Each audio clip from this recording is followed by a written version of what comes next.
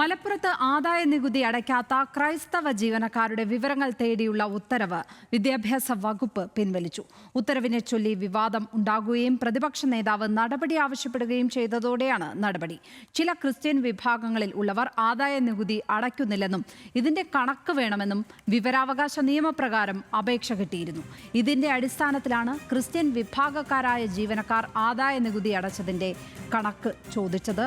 വിവരങ്ങളുമായി മലപ്പുറത്ത് നിന്ന് ശാന്തകുമാർ വെള്ളാലത്ത് ചേരുന്നു. ശാന്തകുമാർ, ഏതായാലും വിവാദ ഉത്തരവ് വിദ്യാഭ്യാസ വകുപ്പ് പിൻവലിച്ചിരിക്കുന്നു. പക്ഷേ ഇങ്ങനെ ഒരു ഉത്തരവിറക്കാനുണ്ടായ സാഹചര്യം സംബന്ധിച്ച് എന്ത് വിശദീകരണമാണ് വകുപ്പ് നൽകുന്നത്? 22-ാം തീയതിയാണ് ലക്ഷ്മി വിചിത്രമായ ഉത്തരവ് അരീക്കോട് ഉപജില്ലാ വിദ്യാഭ്യാസ ഓഫീസർ ഇറക്കുന്നത്. അതിൽ പറഞ്ഞത് എയ്ഡഡ് സ്കൂളും സർക്കാർ സ്കൂളും അതുപോലെ തന്നെ അൺഎയ്ഡഡ് സ്കൂളുകളിലെയും ജീവനക്കാരെ ആദായ നികുതി അടയ്ക്കാത്തവരുടെ ലിസ്റ്റ് ആവശ്യപ്പെട്ടിട്ടായിരുന്നു ഈ ഉത്തരവ് ഇറങ്ങിയിരുന്നത്. അത് പ്രധാനാധ്യാപകർക്കാണ് ഈ ഉത്തരവ് നൽകുകയും ചെയ്തത്.